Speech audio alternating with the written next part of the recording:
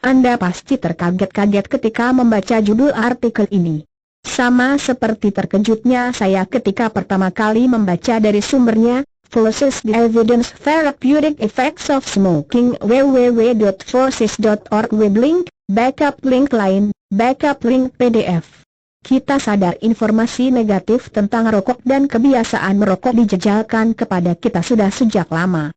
Sebagian besar menghubung-hubungkan dampak buruk asap rokok dan zat-zat yang terkandung di dalamnya terhadap kesehatan tubuh manusia.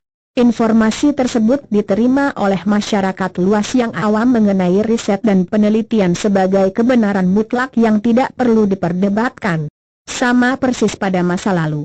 Dulu, racun bisa ular sangat mematikan, tapi kini dapat digunakan untuk silambahkan penyembuhan.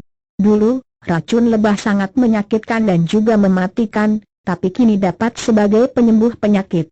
Dulu cannabis, ganja, sangat dilarang, tapi kini dapat menjadi obat kanker. Yang banyak dilupa oleh orang awam ialah, pertama, semua itu adalah alami alias alam yang membuatnya ada, bukan kimia. Tapi apa yang terjadi? Masyarakat awam lebih mempercayai hasil kimiawi dibandingkan dengan yang alami. Kedua, adanya racun yang masuk ke dalam tubuh manusia, maka akan menjadikannya stimulan imunisasi pada tubuh manusia. Artinya, jika tubuh manusia diberikan racun atau zat yang merugikan tubuh, maka imunisasi manusia justru meningkat akibat melakukan perlawanan, maka manusia bisa lebih kebal.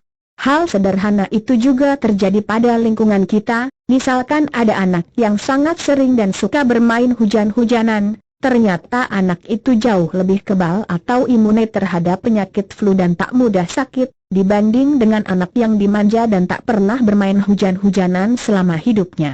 Tapi, memang itulah kenyataannya. Informasi mengenai dampak buruk dan tak ada untungnya terhadap tembakau atau rokok selama hidup manusia memang diterima oleh masyarakat luas yang awam mengenai riset dan penelitian sebagai kebenaran mutlak. Namun tidak demikian dengan para ilmuwan. Sesuai dengan bidang ilmunya, mereka mengadakan penelitian seputar dampak rokok dan merokok bagi kesehatan dengan berangkat dari dasar pemikiran yang netral. Mereka mencoba menggali adakah manfaat zat-zat yang terdapat di dalam sebatang rokok untuk kesehatan manusia, yang selama ini sudah diberi stigma negatif secara luas. Berikut beberapa riset yang menguat manfaat rokok bagi kesehatan manusia.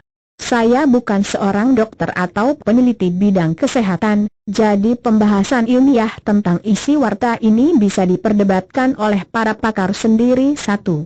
Merokok mengurangi resiko Parkinson. Banyak bukti yang menunjukkan bahwa merokok melawan penyakit Parkinson. Sebuah penelitian terbaru menambah kuat bukti sebelumnya yang melaporkan bahwa merokok dapat melindungi manusia dari penyakit Parkinson. Secara khusus, penelitian baru tersebut menunjukkan hubungan temporal antara kebiasaan merokok dan berkurangnya risiko penyakit Parkinson.